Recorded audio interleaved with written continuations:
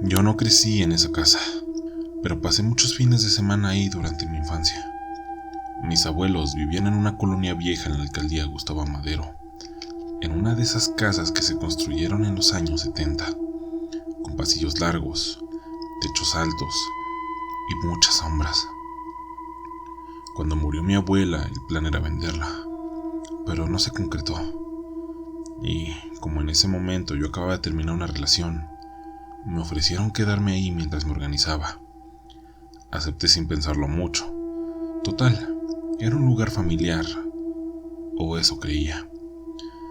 Los primeros días fueron normales. Polvo, silencio, eco. Pero ya sabes que hay lugares que no te quieren ahí. Y esta casa me lo hizo saber desde la primera semana. Comenzó con cosas pequeñas, puertas que se escuchaban crujir, aunque todas estaban cerradas. Pasos. Esa fue la primera señal clara. Pasos arriba de mí, en el segundo piso a las 3:30 de la madrugada. Y no pasos normales, sino un caminar lento, arrastrado, como si alguien descalzo caminara sobre la duela vieja. Yo dormía en la planta baja, en la antigua recámara de visitas. Pensé que quizá eran ruidos normales de una casa vieja, hasta que una noche no solo escuché los pasos, sino que se detuvieron justo frente a mi puerta. Me congelé. Sabía que había cerrado con seguro. Me levanté en silencio, pegué el oído a la madera. Nada, solo silencio, hasta que del otro lado se escuchó una respiración lenta, profunda. Me alejé, me metí debajo de las cobijas como si tuviera 5 años de nuevo. A la mañana siguiente, revisé las cerraduras. Todo bien, las ventanas también, pero al subir al segundo piso, me encontré con algo que me puso los pelos de punta. Las huellas de un pie descalzo en el polvo del pasillo. Huellas que salían de la antigua recámara de mi papá. La abrí con cuidado. Estaba vacía, los muebles viejos cubiertos con sábanas, pero sobre el escritorio había una foto que yo nunca había visto. 2 niños idénticos, mi papá y alguien más. Los dos con el mismo suéter azul, el mismo corte de cabello, la misma sonrisa. Pero yo nunca supe que mi papá tuviera un hermano gemelo. Esa tarde llamé a mi tía, la única hermana viva de mi papá. Le mandé la foto y después de un largo silencio, me dijo algo que todavía me cuesta repetir. No debiste quedarte solo en la casa, Lucero. Le insistí. Quería saber quién era el otro niño. Y entonces me contó lo que nadie nunca me había dicho. Mi papá sí tenía un gemelo. Se llamaba León, pero murió cuando tenía 3 años. Nadie sabe cómo sucedió. Un día desapareció de la casa. Buscaron por todas partes. Según el acta de defunción, cayó por las escaleras, pero mi tía dice que no fue así. Dice que lo encontraron encerrado en un closet del segundo piso, completamente inmóvil, con los ojos abiertos y la boca llena de tierra. A mi abuela le dio un ataque. Decidieron enterrarlo ahí mismo, en el jardín, porque él nunca se fue de la casa, dijo ella. ¿Y por qué nunca me dijeron nada?, pregunté. Porque tu papá no quería. Él nunca superó lo que pasó. Nunca volvió a hablar del tema y además, la última vez que alguien mencionó su nombre en voz alta, bueno, la casa lo recordó. Yo no creía en esas cosas, pero esa noche me aseguré de dormir con la puerta cerrada y el seguro bien puesto. Dejé una lámpara encendida. Intenté distraerme viendo videos, leyendo lo que fuera para no pensar en ello. Hasta las 3:33 de la mañana. Otra vez los pasos. Arriba, luego en las escaleras, uno por uno, bajando. Me senté en la cama. Escuchaba cada crujido. No quise acercarme a la puerta. Esta vez los pasos se detuvieron justo frente a ella, igual que la vez anterior. Pero esta vez La lámpara comenzó a parpadear. «Ya sé quién eres», me atreví a decir con voz firme, temblando. Silencio. La lámpara dejó de parpadear.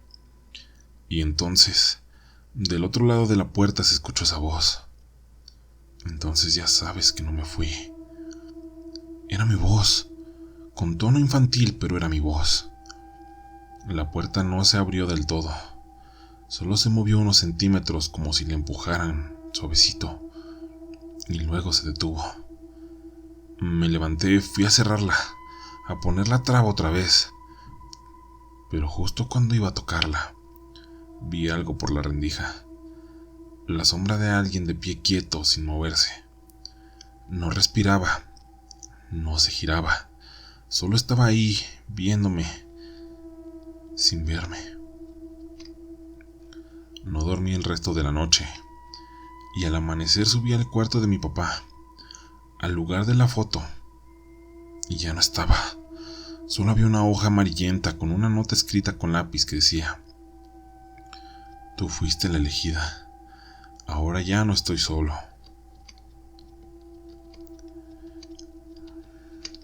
Esa misma tarde me fui. No volví. Vendieron la casa 6 meses después, pero a veces, a las 3:33, cuando me despierto sin razón, siento que alguien está parado frente a mí. No hace ruido, solo está esperando.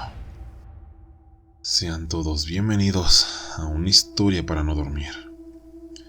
A veces uno cree que los secretos más pesados son los que se esconden fuera de casa, pero no hay silencio más peligroso que el que se guarda entre familia. Y cuando esos secretos no se dicen, no se entierran, simplemente se quedan ahí, esperando que alguien los despierte. Vayamos con la segunda anécdota, una que no solo revela un secreto familiar, sino algo mucho más perturbador. La verdad sobre lo que heredamos sin saberlo. Toda mi vida crecí creyendo que era hijo único. Mi madre siempre me cuidó, como si yo fuera todo lo que tenía.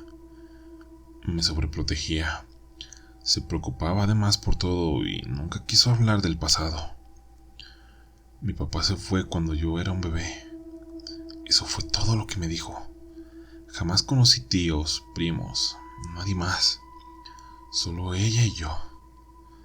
Nuestra casa era un barrio viejo de Veracruz. Siempre me pareció demasiado grande para 2 personas, pero yo no conocía otra cosa. Todo cambió hace un par de años, cuando tuve que buscar unos documentos para un trámite. Estaban en una caja vieja en el closet del cuarto de mi mamá. Revolviendo entre papeles viejos, encontré una pulsera del hospital, como esas que le ponen a los recién nacidos. Tenía el apellido correcto, pero no era mi nombre. Decía Raúl Hernández A., fecha 1990. Qué curioso, ya que yo nací en el 89. Me congelé. Le pregunté a mi mamá al respecto esa misma noche. Al principio lo negó todo. Me dijo que quizá era de algún familiar, que no recordaba, que no sabía por qué estaba ahí. Pero mientras más la presionaba, más se quebraba hasta que se soltó a llorar. Sí, tuviste un hermano, me dijo sin mirarme a los ojos, pero nunca debió haber nacido. Según ella fue un embarazo gemelar, pero en el parto me sacaron solo a mí, nadie más. El otro bebé, Raúl, no apareció. Nadie le explicó nada. Solo dijeron que había muerto, hasta que un año después, mientras limpiaba la casa, escuchó llorar en el sótano. Y ahí estaba Raúl, de pie, limpio, callado con los ojos abiertos como si supiera perfectamente lo que estaba sucediendo. Me reí, pensé que estaba loca, que su mente ya estaba cansada, pero no me reí mucho tiempo, porque esa misma noche soñé con él. Un niño idéntico a mí parado en el fondo del sótano, diciéndome con voz seca: «Tú no debiste quedarte». Al día siguiente bajé. Tenía que comprobarlo. Quería verlo con mis propios ojos. El sótano siempre estuvo clausurado desde que tengo memoria. pero la cerradura estaba vieja, así que la rompí con una palanca. El olor a encierro me revolvió el estómago, y lo que encontré ahí debajo me quitó el sueño durante semanas.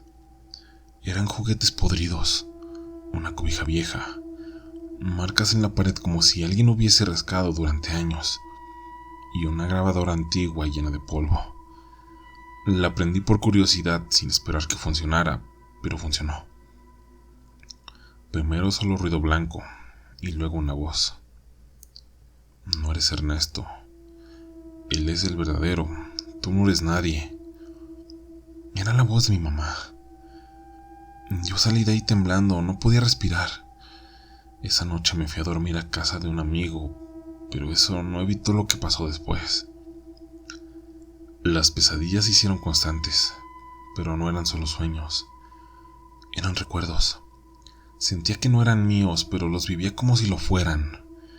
Veía las paredes del sótano desde dentro. Escuchaba a mi mamá hablándome por una rendija, prometiéndome que pronto saldría, que solo tenía que portarme bien. Hasta que una noche ya no soñé nada.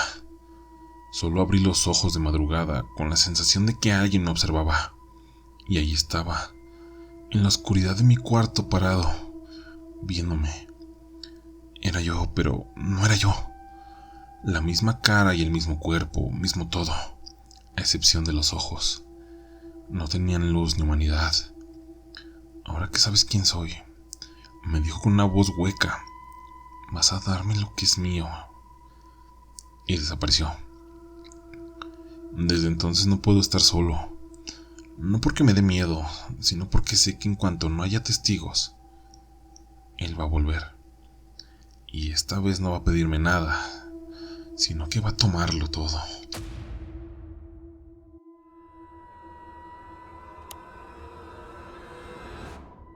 Yo me crié en la sierra del norte de Oaxaca, en un rancho que parecía congelado en el tiempo. No había nada moderno, todo era de adobe, madera y silencio. Volví ahí, casi 40 años después, cuando mi madre enfermó y necesitaba cuidados. La casa seguía igual, pero yo ya no era la misma niña. Vivía en Ciudad Juárez, tenía hijos, un trabajo, una vida.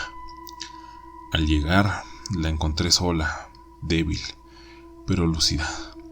Me abrazó como si supiera que era la última vez. Los doctores le daban poco tiempo, así que me quedé con ella. Una semana después, comencé a oír que hablaba sola por las noches. A veces entre murmullos decía nombres de niños, con diminutivos como si hablara con ellos. Ya métete, Carlitos, ya es tarde, Lupita. No jueguen con la tierra, mijitos. Ya les dije, pensé que era el delirio. Hasta que un día, mientras limpiaba el patio trasero para nivelarlo, los albañiles encontraron algo.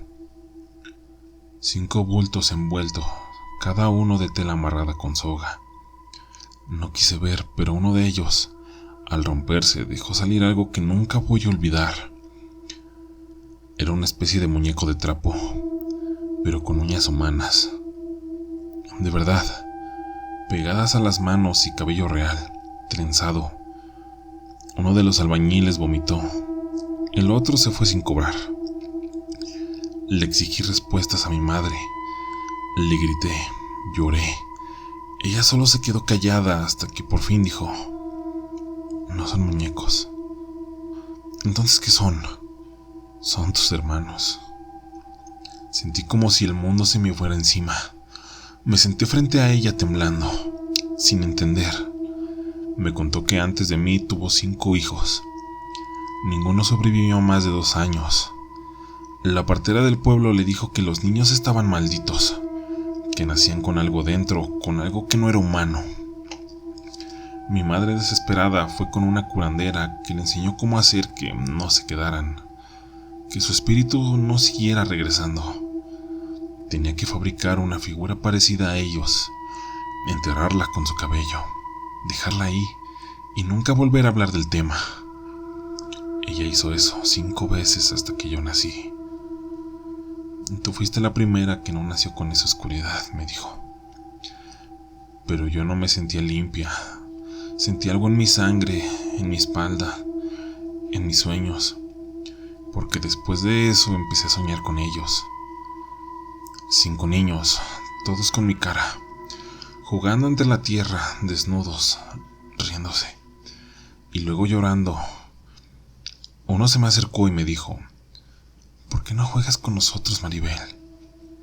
Yo no contestaba, no podía, y en cada sueño estaba más cerca, más definidos y más vivos, hasta que una noche soñé con una voz conocida, la de mi madre, que me decía al oído: no abras la puerta del cuarto viejo.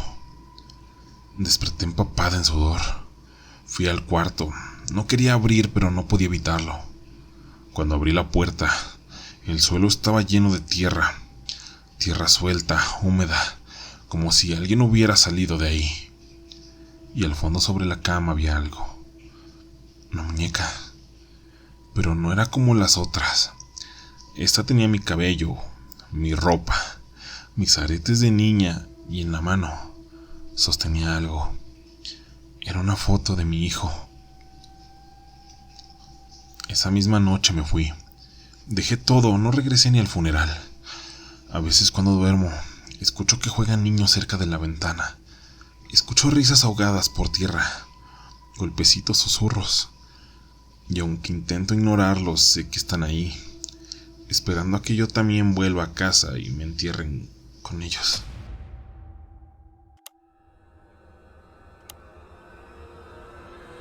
Yo crecí en el DIF. Nadie me quiso adoptar de niño.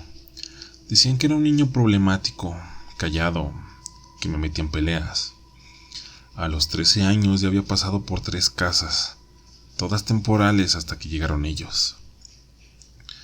Era una pareja mayor de unos 50 años, que decían querer darle un hogar a alguien olvidado. Me llamaron la atención porque no tenían ese aire de gente buena. No eran sonrientes ni carismáticos. Más bien eran serios y silenciosos. Aún así firmaron los papeles y me llevaron a su casa. Una construcción de adobe vieja, grande, en medio del monte, a 1 hora de cualquier ciudad. Decían que les gustaba estar aislados, y yo no tenía opción, me fui con ellos. Al principio fue extraño, pero no malo. Me daban de comer, tenían mi cuarto, me daban ropa, pero lo raro era que no me dejaban salir jamás, ni siquiera al patio. Y en la noche escuchaba cosas, susurros, pasos, algo arrastrándose. Una madrugada bajé por agua y vi a los 2 parados frente a la chimenea, dándose la espalda el uno al otro. Murmuraban algo en un idioma que no entendía.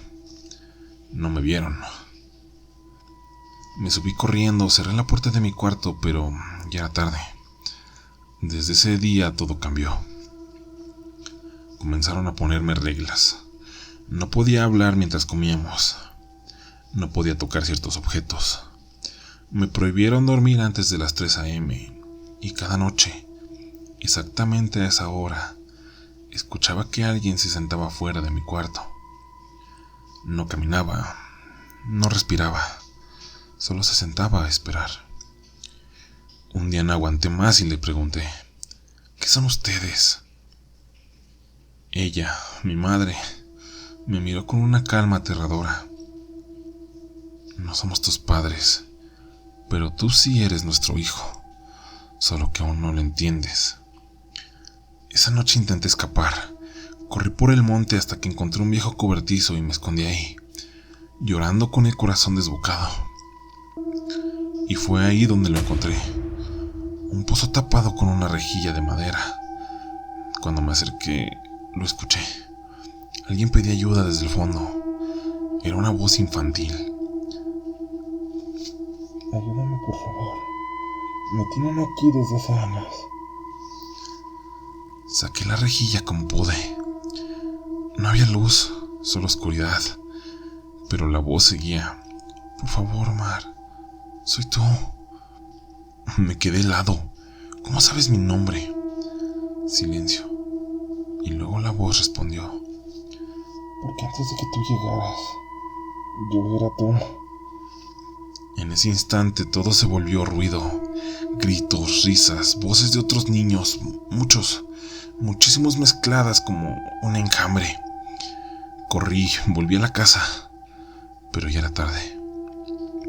Ellos estaban esperándome, parados frente a la entrada, sonriendo por primera vez.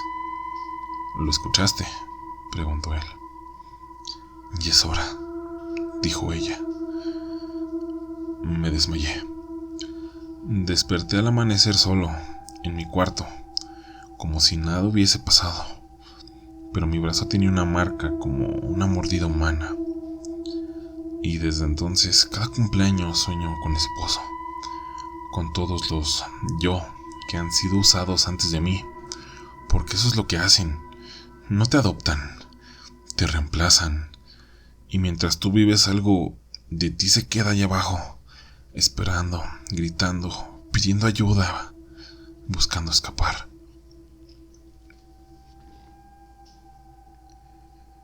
Dicen que la sangre llama, pero también puede condenar. Esta noche nos adentramos en lo más oscuro del núcleo familiar, donde el amor a veces no alcanza, donde los secretos, los pactos y los silencios terminan siendo más fuertes que cualquier otro lazo. No todos tenemos la suerte de venir de un hogar cálido. Algunos venimos de raíces podridas. Y no importa cuánto crezcamos o a dónde vayamos, lo que nos crió, lo que nos marcó, siempre nos va a alcanzar. Gracias por escuchar una historia más, o mejor dicho, 4 historias para no dormir.